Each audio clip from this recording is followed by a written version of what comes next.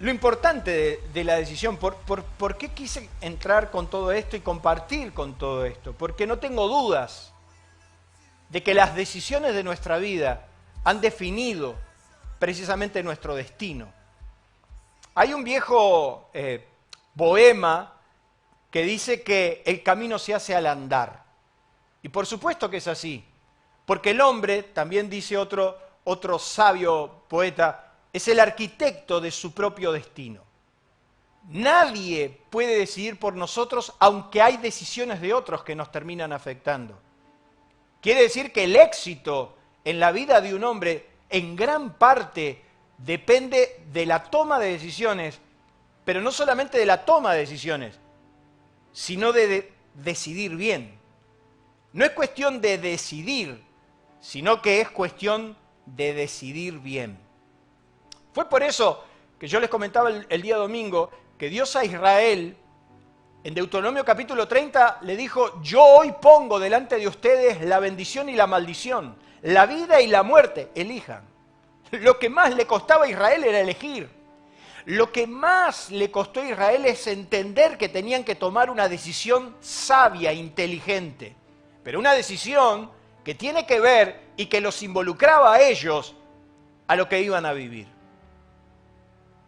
Lo peor que nos pasa es cuando Dios nos dice: elegí. Vos tenés el derecho, la autonomía de elegir, pero elegí bien. Jesús tenía una relación extraordinaria con una familia muy particular. La Biblia se encarga de decir que Lázaro era amigo de Jesús. Y la Biblia se encarga de decir que eran amigos al que Jesús resucitó.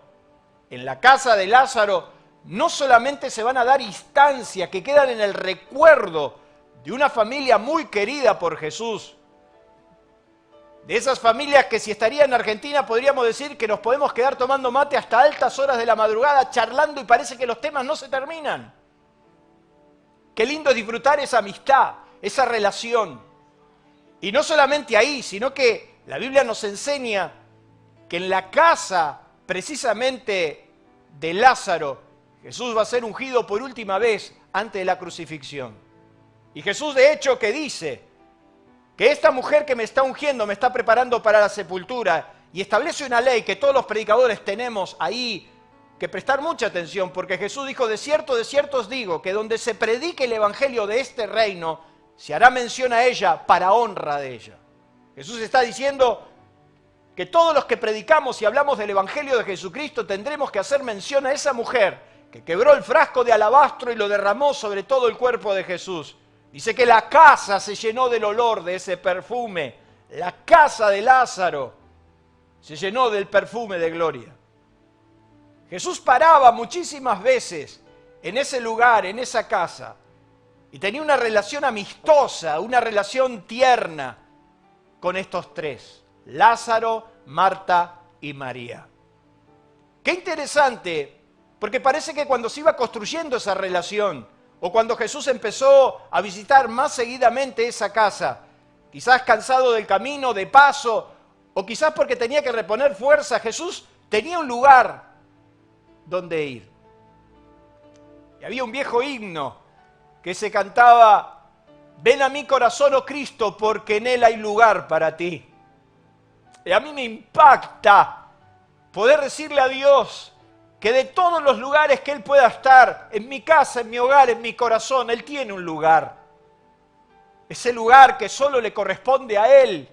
Ese lugar que tiene a Dios como el centro. La Biblia nos enseña que en esos viajes de Jesús, en esas estadías de Jesús, me hubiera gustado tenerlo en casa. Me hace acordar cuando durante muchos años yo viajaba por todo Uruguay, por Chile, por muchos países de Sudamérica, y hubieron lugares y casas donde contaba los minutos para irme a dormir. Pero hubieron casas, lugares, hogares, donde nos quedábamos hasta la madrugada compartiendo la palabra y parece que los temas no se agotaban. Esas conversaciones largas con mi viejo pastor, querido amigo Juan Bustic, esa casa de los Efimenco en la chacra, esas casas con Alberto Bustí, con Gabriel Efa, esos hogares que me han recibido, Moisés Salina, nos quedábamos hasta la madrugada hablando de las cosas de Dios. No nos quedábamos hablando de la iglesia ni mal de nadie, nos quedábamos hablando de la palabra. Abríamos la Biblia, abríamos los libros que en aquel tiempo teníamos y nos quedábamos hasta las 3, 4 de la mañana compartiendo las cosas que nos bendecían. Así se quedó Jesús varias veces en la casa de Lázaro. Y a medida que iba creciendo su fama, muchos se acercaban. Y entonces la visita de Jesús en la casa de Lázaro era una verdadera revolución. Ya no estaba solamente Lázaro, Marta y María. Venían los vecinos, venían los parientes, venían los amigos. Y ahí se sentaban a escuchar a Jesús. Y la Biblia nos cuenta en un episodio que quiero resaltar en este momento, que Jesús empezó a hablar la palabra. Y Jesús empezó a hablar la palabra y cada uno de ellos tres tenía un carácter muy definido. El carácter de Marta era un carácter muy ocupada y preocupada por las cosas de la vida. No estaba mal. Yo he escuchado muchas definiciones de Marta, pero sin embargo quiero decirle que tenía cosas muy buenas. Le encantaba servir. Pero en ese encantar a servir también quería muchas veces involucrar gente que no era llamada a eso. Pero lo cierto es que María se dio cuenta de que había algo en las palabras de Jesús que no se tenía todos los días.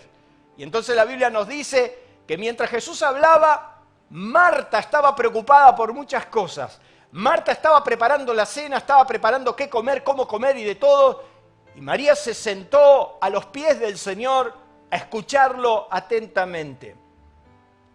Nos dice la palabra en San Lucas capítulo 10 que Marta se preocupaba con muchos quehaceres. Marta se preocupaba con muchos quehaceres y acercándose le dijo a Jesús: Señor, ¿no te da cuidado que mi hermana me deje servir sola? Dile pues que me ayude. Párrafo aparte, me encanta la gente que siempre le da sugerencias a Dios. Es como que Dios no entiende lo que está pasando y entonces le da sugerencia y le dice a Dios cómo tiene que hacer las cosas. Marta le fue a decir a Jesús cómo tenía que hacer las cosas. Y entonces respondiendo Jesús le dijo: Marta, Marta, afanada y turbada. Y utiliza dos expresiones Jesús que a mí me gustaría resaltar en esta noche. Jesús define a Marta como una persona afanada y turbada. Y yo si estaría acá con todos ustedes presentes, me gustaría preguntarle cuántos en el 2020 estuvieron afanados y turbados. No levanten la mano, estamos todos iguales. El 2020 fue un año para estar afanados y turbados. Ahora, cuando usted busca la definición de esos términos, es donde me llama profundamente la atención, porque afán significa mente dividida, turbada y desorientada. También dice que es trabajo en exceso, solícito congojoso, fatigoso, penoso, apuro. También dice que es el anhelo vehemente y también dice que es la prisa, la premura y también la diligencia excesiva. Así estaba Marta. Pero también dice que no solamente estaba afanada, sino que también estaba turbada. Y turbado significa acongojado, atribulado, perturbado, inquieto, en un estado de inquietud constante. Me llama la atención que Jesús estaba hablando y Marta estaba en este estado. Entonces Jesús dice: Marta, Marta, afanada y turbada estás con muchas cosas, pero una sola cosa era necesaria. Y María ha escogido, y por eso estábamos hablando de eso, y María ha decidido, ha tomado, María ha escogido la buena parte, la cual nunca le será quitada. Y por eso en esta noche te quiero hablar de la buena parte, de saber elegir la buena parte, de entenderlo, de madurarlo, de comprenderlo. Porque si hay algo que nos dejó esta pandemia, es en evidencia de lo que es importante y lo que no. Si hay algo que nos dejó esta pandemia, es la posibilidad de poner sobre el tapete lo que es irrelevante y lo que no. Las cosas importantes de la vida fue lo que nos dejó de manifiesto, inclusive en nuestra fe. Hoy hablaba con este pastor amigo y decíamos, cuántas cosas rodearon a la iglesia que hoy no se pueden hacer por prudencia, porque somos gente responsable. porque sabemos y entendemos lo que estamos pasando. Y no me vengan a hablar con persecución. No vengan a hablar con este es un tiempo de persecución, porque no se trata de eso. Yo estoy acá frente a una cámara, con una señal que puede llegar a cualquier parte del mundo, con una Biblia abierta, y a mí nadie me lo prohíbe. Pero durante mucho tiempo, hasta la iglesia se llenó de un montón de cosas que hacían bien, que eran gustosas, que eran vistas, que nos sentíamos bien, pero que hoy no se pueden hacer. Y entonces, ¿qué pasó? Se terminó el reino, se terminó Dios, se terminó la palabra. Las volveremos a hacer si Dios nos permite dentro de poco tiempo, pero en el mientras tanto nuestra fe no se ha caído. Entonces Jesús le está diciendo a Marta, la está confrontando, de que ella está ocupada en un montón de cosas que si bien son importantes, pero no son tan relevantes. Que lo relevante de esta situación es que Él está ahí. Y entonces Jesús le dice, María se dio cuenta de lo que realmente es importante y eligió, decidió bien, porque esto que ella ha decidido nunca le será quitado. Satanás es un experto en matar, hurtar y destruir. Ningún hijo de Dios me puede decir a mí que nunca ha vivido la penosa experiencia de ser robado por el diablo. A veces por distracción, a veces por desobediencia, a veces porque no nos dimos cuenta. Pero de repente algo Satanás nos quitó, algo nos robó.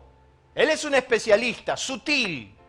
A veces sutilmente nos fue quitando la alegría de nuestro hogar. A veces sutilmente nos fue quitando cosas que eran importantes y cuando nos dimos cuenta la habíamos perdido para siempre. El cariño, el amor de otros, el respeto, es un montón de cosas. Satanás es un experto en robar y él siempre viene con esa finalidad. Suelo decir acá en esta casa que si usted le da una oportunidad al diablo, si usted le abre la puertita, si le abre un pequeño lugarcito, él se lo toma para robar, matar y destruir, y Jesús lo denunció así. Muchas cosas Satanás nos ha robado, pero hay algo que él no te puede robar. Hay algo que jamás él podrá robarnos. Hay cosas que él jamás podrá manipular, porque están en nuestro corazón y es la presencia de Dios. Y es entonces cuando vos le podés decir, vos me podés quitar cualquier cosa. Pudimos haber perdido bienes materiales. Estábamos viviendo el peor momento económico de nuestra familia y yo me acuerdo haberlo perdido absolutamente todo. Y cuando estábamos en esa experiencia de vaciamiento absoluto, donde no nos quedaba nada, donde no teníamos nada, yo me acuerdo haberme arrodillado delante de Dios y vivir una de las experiencias más extraordinarias con el Espíritu Santo. Le dije, Señor, yo pude haber perdido todo. Yo pude haber perdido bienes materiales. Yo pude haber perdido un montón de cosas importantes para mí. Pero hay algo que el diablo nunca me robará. Hay cosas que él no me puede robar y es tu presencia conmigo, Señor. Jesús le dice a Marta, María supo decidir bien. Decidió mi presencia. Decidió escucharme, decidió quedarse acá a mis pies para saber y entender lo importante. Así que si vamos a hablar de decidir bien, vamos a tener que hablar de valores y de orden de prioridades. Hay cosas que poseen valores eternos y otras cosas que poseen valores temporales. Hay cosas que te las vas a llevar con vos a la eternidad. Y hay cosas que se van a quedar acá. Me llama la atención que luchemos tanto, que estemos tan arraigados a ciertas cosas, que nos dé tanta rabia, tanta molestia perderlas, y no nos da la misma sensación cuando perdemos el amor de un ser querido, el amor de un hijo, de un esposo, un matrimonio que se rompe, porque esas cosas tienen impacto eterno y no temporal. La Biblia nos dice que hay cosas que tienen un impacto eterno, que tienen peso eterno.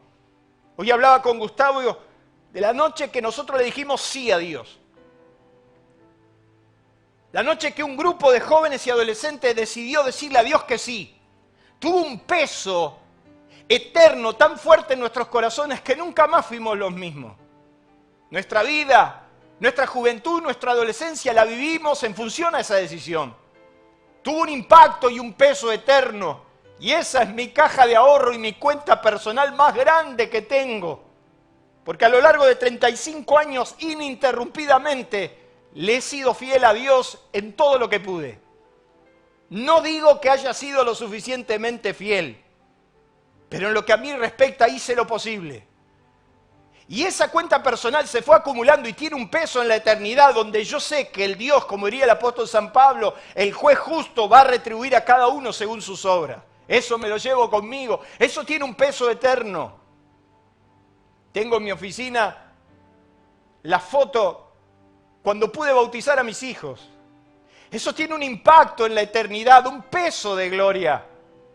El poder estar con mi esposa disfrutando un matrimonio por tantos años de fidelidad, de respeto, eso tiene un peso eterno. Poder predicar la palabra tan simple, tan sincera, pero tan profunda a la vez, sin torcer una tilde, sin ir por mi conveniencia de ningún tipo, eso tiene un peso eterno. Hay cosas que tienen peso eterno y hay cosas que son temporales. Tu auto es temporal, tu casa es temporal, tu pequeña, gran o mediana fortuna será temporal porque no te la podrás llevar, pero lo que hiciste para Dios, lo que te esforzaste por Él, eso te lo llevas con vos. Entonces, si hablamos de decisiones, vamos a tener que hablar que hay cosas que tienen valores eternos y otras temporales. Y por eso la Biblia nos enseña que debemos saber medir y tenemos que saber fijarnos, porque dice el apóstol San Pablo que las cosas que vemos son temporales, pero las que nos vemos son eternas.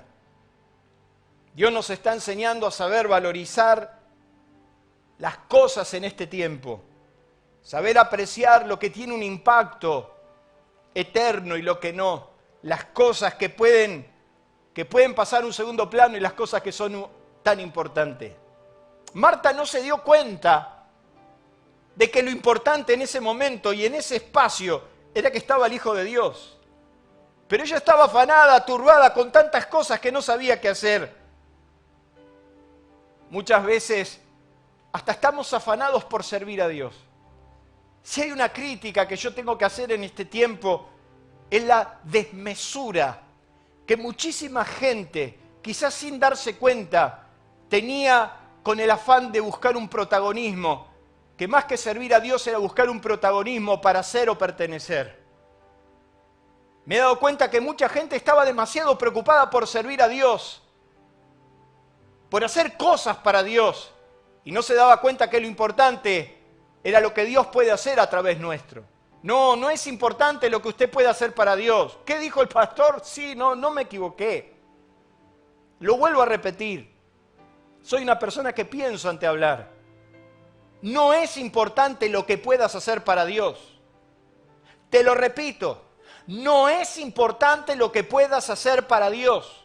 No estoy equivocado, no es una herejía, no me pegó algo en la cabeza y estoy mal conectado. No es importante. Lo importante es lo que Dios pueda hacer a través tuyo. No es importante lo que vos haces. Lo importante es lo que Dios puede hacer a través tuyo. Porque muchas de las cosas que hemos hecho, Dios jamás nos mandó a hacer. Pero qué impactante es cuando hacemos lo que Dios nos manda a hacer. Qué impactante cuando nosotros nos llenamos de Dios y sabemos que lo que tenemos que hacer es lo relevante. Mucha gente hasta está afanada y preocupada. He visto gente que ha perdido el sueño, que ha perdido el gusto, que el gusto por la vida. Todo es el ministerio, todo es el servicio. Su vida gira alrededor de eso. Pero qué importante es que te dejes usar por Dios. Que estés tan lleno de Dios, que Dios sea un fluir en tu corazón.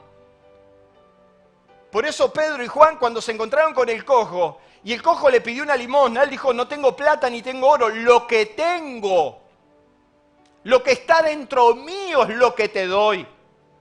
Y si estás afanado, aturbada como Marta, por más que hayas hecho el mejor pollo al espiedo, por más que estén ahí los 3 chefs de MasterChef, y te premien y te digan que sos el mejor, ¿de qué sirve si lo importante era estar a los pies como María, escuchando, recibiendo, asimilando lo que nunca nadie le iba a quitar? Las palabras de Jesús nadie se las pudo robar.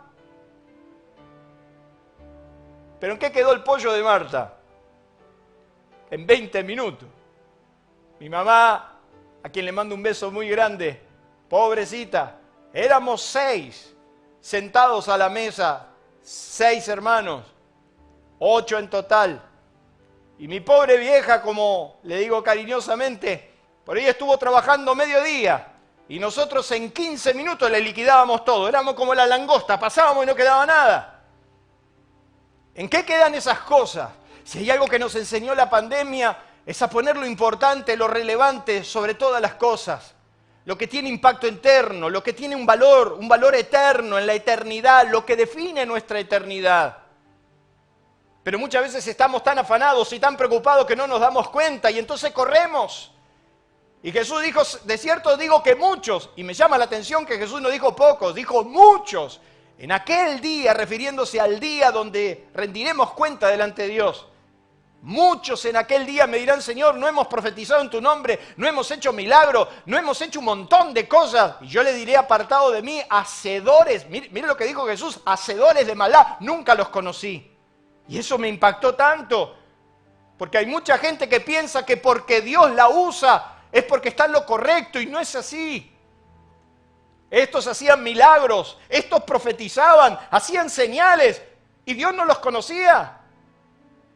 Porque lo importante no es lo que puedes hacer para Dios, sino es lo que Dios puede hacer a través tuyo. Porque Jesús dijo que en el único lugar donde somos conocidos, cuando cerramos la puerta del cuarto, cuando nos arrodillamos a los pies del Maestro como María y podemos escucharlo tan claro y tan fuerte en nuestro corazón. ¿Qué es más importante?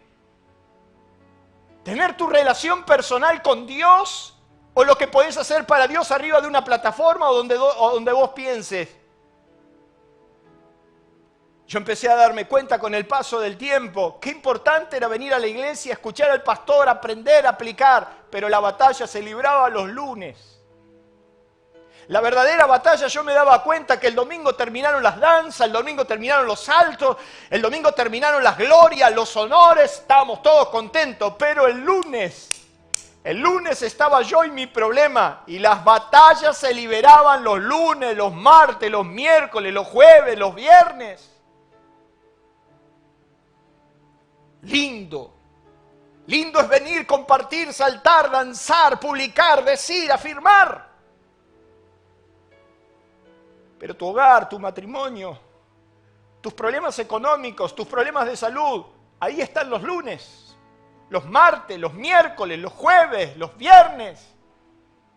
Y por eso yo el domingo te hablaba de que las enseñanzas de Jesús eran enseñanzas fáciles, comunes y corrientes, tomadas de la vida práctica.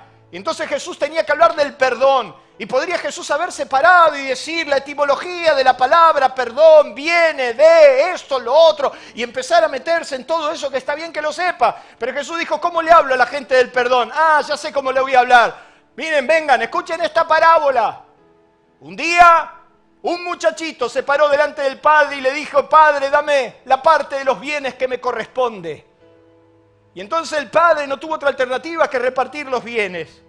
Y ese muchacho se fue lejos de su casa y vivió una vida inmunda y perdió todos los bienes de su padre. Pero estando en el chiquero dijo, ¿cuántos jornaleros en la casa de mi padre tienen abundancia de pan? Y yo acá me muero de hambre, me levantaré e iré a mi padre. Y levantándose tomó una decisión, fue a ver al padre.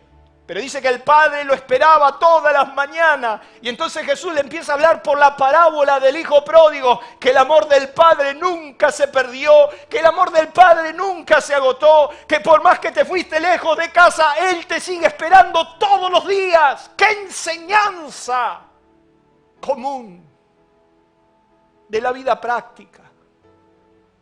Jesús dijo, quiero enseñarles de la misericordia. Y los religiosos venían siempre a probarlo y le dijeron, ¿quién es mi prójimo para que yo le haga el bien? Y Jesús dijo, ¿cómo le enseño a esto? Les voy a decir una parábola. Había un hombre que saliendo de camino fue asaltado, robado y casi lo matan. Un sacerdote pasó y se fue lejos porque dijo, tengo una reunión de ministerio.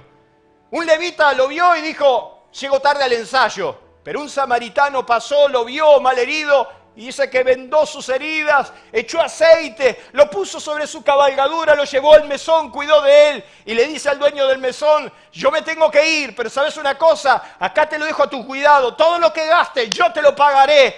Y entonces le dice a los demás, con esta parábola, la parábola del buen samaritano, díganme ustedes quién es el prójimo. Y dijeron los religiosos, el que usó de misericordia. Entonces vayan y hagan ustedes lo mismo. Cosas prácticas. La batalla se liberaba los lunes, los martes, los miércoles. Cuando te toca abrir tu trabajo, cuando te toca enfrentar la vida, ahí va tu fe. Ahí va lo que crees, ahí va tu templanza. Por eso yo te decía el día domingo que todo esto avergonzó a los soberbios, pero desnudó a la iglesia. Porque cuando se termina todo, ¿qué pasa con tu fe? ¿Qué pasa con lo que crees? ¿Qué pasa con la palabra? Marta, Marta, estás muy afanada, muy turbada, con muchas cosas, con muchos quehaceres. Pero una cosa era importante y había que decidir bien. ¿Qué es decidir bien? ¿Qué es tener la mejor decisión?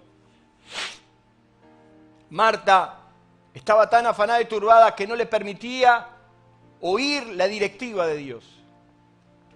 ¿Cuántos problemas se nos hubieran salido de nuestras vidas si hubiéramos escuchado la instrucción? ¿Cuántas metidas de pata no hubiéramos hecho? ¿Cuántos dolores nos hubiéramos evitado si hubiéramos escuchado la instrucción? ¿Cuántas veces he ido a Dios a decir por qué me estaba pasando lo que me estaba pasando? Y dijo, nunca me preguntaste nada. Ahí vivimos a nuestra merced, hacemos lo que queremos, pero no nos sentamos a escucharlo a Él. No nos tomamos el tiempo importante para sentarnos a sus pies y recibir sus palabras de amor. ¿Cuántas veces ese afán y esa preocupación nos impidieron, como a Marta, recibir la sanidad que estábamos esperando? Marta nunca pudo resolver ese problema. Siempre tuvo esa crisis nerviosa. Siempre estuvo inquieta. Siempre estuvo desordenada, corriendo, preguntando, excusando, respondiendo. Y usted lo puede ver cuando Jesús hizo la resurrección de su hermano. Ella no esperó que Jesús entrara. Jesús ya sabía con el buey que araba y entonces se demoró porque sabía que tenía que dar una lección. Fue Marta la que fue a Jesús a pedirle explicaciones y aunque María fue, no le contestó.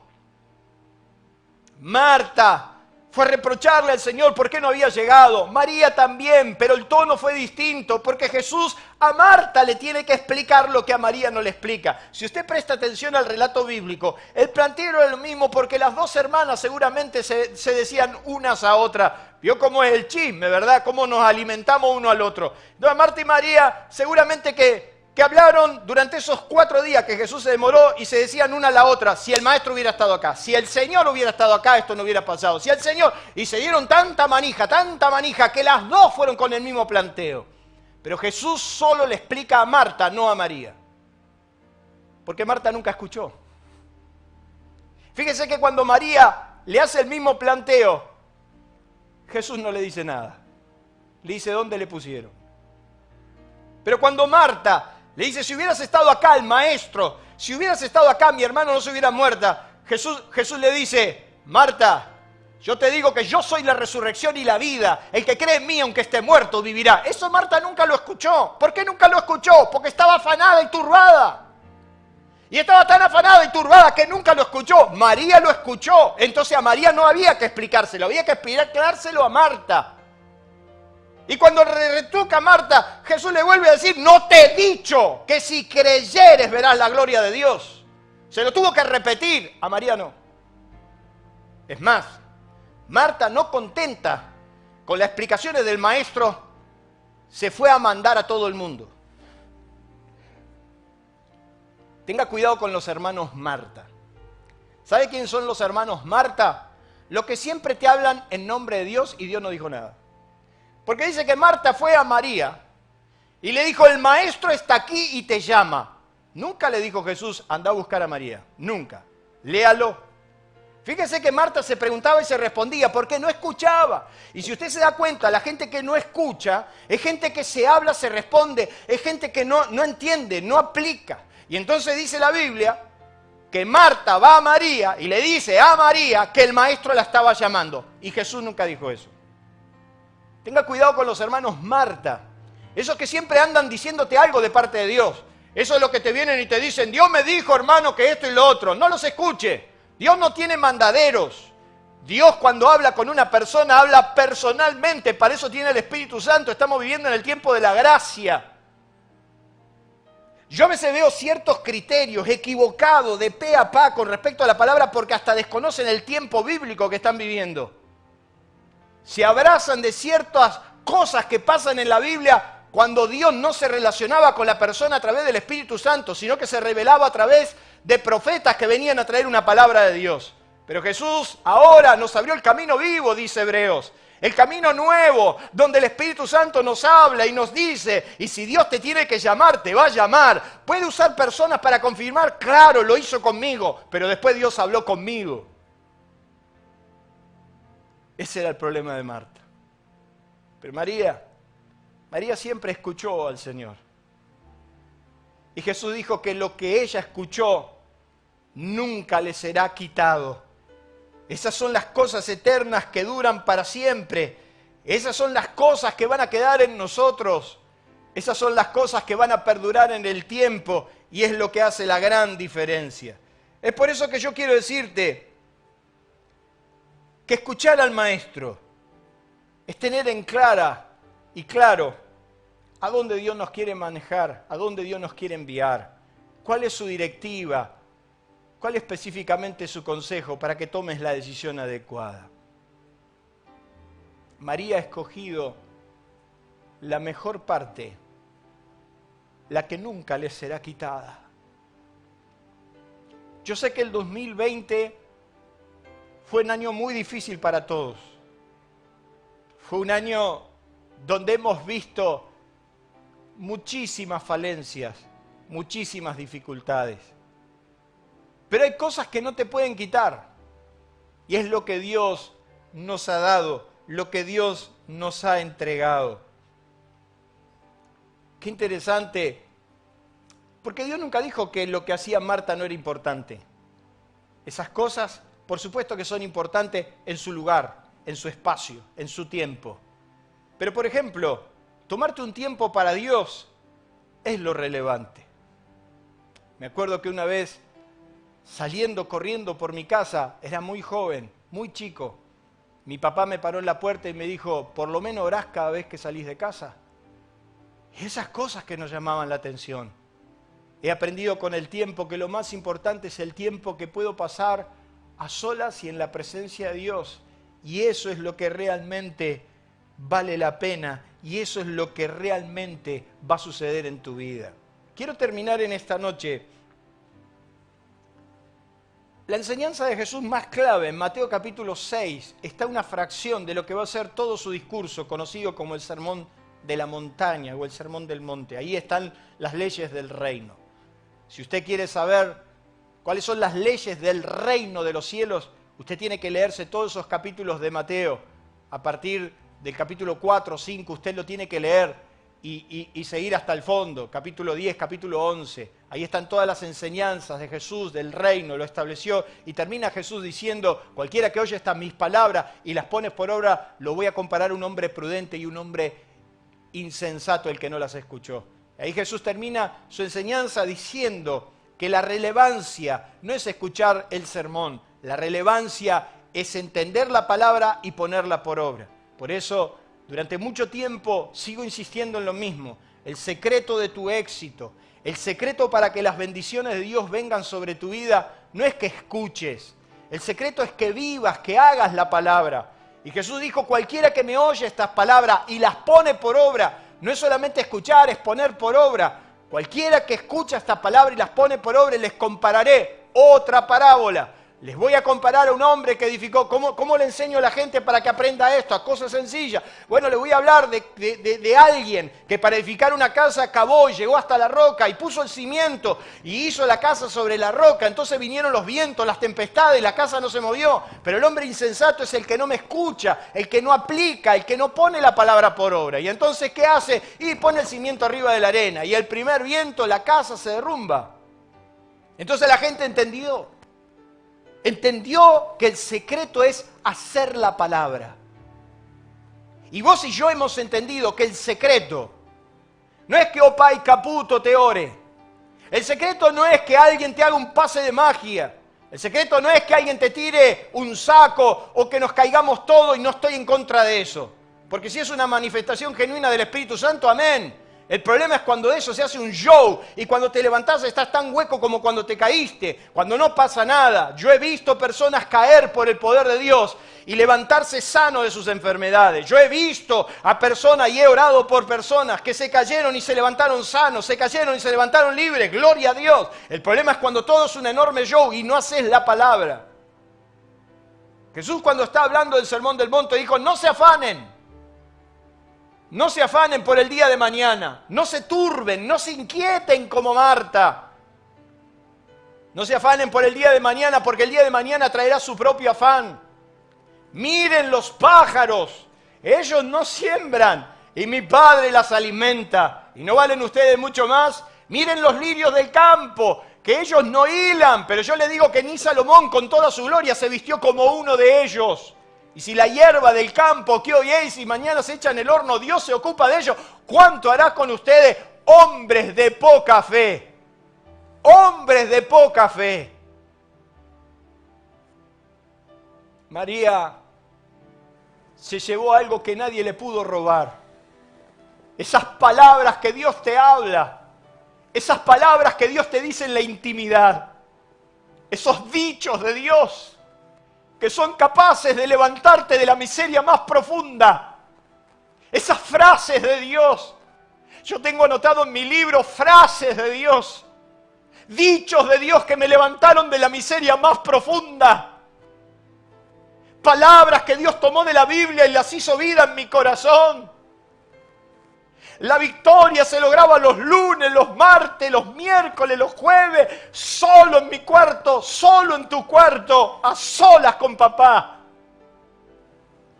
Y entonces ahí vas a darte cuenta que sos conocido por su nombre. Y las veces que Dios me tuvo que hablar de corazón a corazón, no me habló de forma tan difícil que no podía entender. Me dijo: Ángel. Y yo dije: ¿cómo sabe mi nombre? Esos días de angustia, de dolor, de quebranto, cuando Él me pudo decir: yo soy tu Dios, tu proveedor, no te va a faltar nada. Esa palabra me liberó, esa palabra te liberta y esa palabra nadie te la puede robar. Y es Jesús diciéndole a Marta: María supo decidir, decidió bien, decidió estar a mis pies y eso no le va a ser quitado. Una sola palabra de Dios en tu vida, ni el diablo te la va a robar. Y aunque el enemigo se levante contra ti, y aunque el enemigo se levante a hacerte guerra, y aunque una legión alrededor tuya de ejércitos acampe para mutilarte, para arruinarte, Dios con una palabra, con esa palabra que nadie te puede robar, es suficiente para hacerle frente a todos tus enemigos. Lo que Dios te da, me dijo un viejo amigo mío, ni el diablo te lo puede quitar. Porque esa palabra salió del trono. Y la Biblia dice que como desciende del cielo la lluvia y cae a la tierra y produce su propósito, y genera riquezas en la tierra y la tierra produce y se llena de hortalizas y de bendición de Dios. Así es mi palabra, dijo Dios. Así es mi palabra que sale de mi boca. Nunca volverá a mí vacía. Nunca. Sino que hará y cumplirá el objetivo por el cual yo la envié. Eso, ¿sabes qué te quiere decir? Que si vos lográs que Dios te dé una palabra, si vos lográs que Dios suelte una palabra, hay un problema ahí en el mundo espiritual. Esa palabra no puede volver a Dios vacía. Esa palabra tiene que volver con un fruto que traiga gloria a Dios. Esa palabra va a traer un testimonio porque Dios la soltó y el diablo está en serios problemas porque lo que Dios te da, lo que Dios te habla, nadie te lo puede quitar.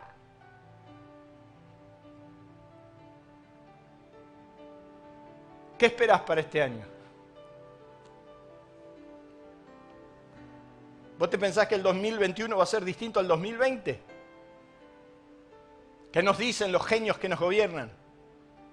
¿Qué nos dicen las autoridades que tenemos? Nos estaban diciendo que para marzo íbamos a tener 10 millones de vacunados. Hoy nos damos cuenta que para marzo no vamos a tener ni 300.000. ¿Y cuál es tu esperanza? ¿Qué va a ser de nuestro año, de tu año, de mi año? ¿Qué va a ser lo importante, lo eterno y lo trivial? Lo eterno, lo permanente, lo que nadie puede robarte, es lo que escuches a los pies del Maestro. Y yo en esta noche, con toda humildad, yo quiero desnudar mi corazón delante de usted para decirle, yo necesito que el Maestro me hable. Yo necesito volver a escuchar su palabra cada día. Yo necesito, como María, que espere el horno, que espere el pollo, que espere los quehaceres, los afanes, que espere todo.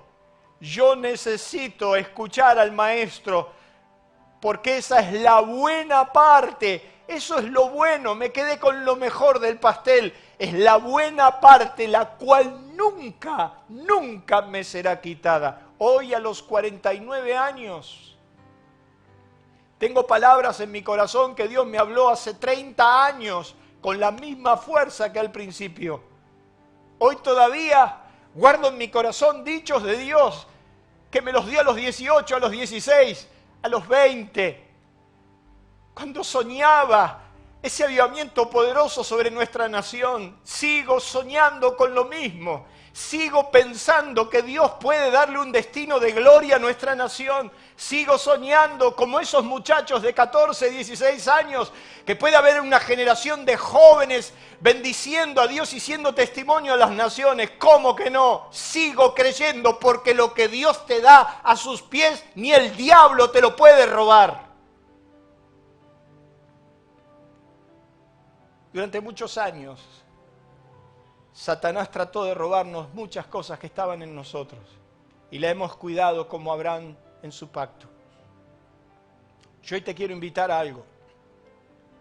La Biblia nos dice que el día que Abraham hizo pacto con Dios, el día que Dios hizo un pacto con Abraham, Abraham levantó un altar y en ese altar, al final del tiempo, al final de la hora, Abraham se echó sobre el altar porque los cuervos venían sobre el altar.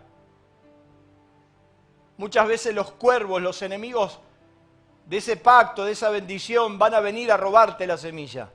Pero hoy nos vamos a tirar sobre el altar de Dios, porque las palabras que Dios nos dio las vamos a guardar, las vamos a cuidar y van a estar en nuestro corazón.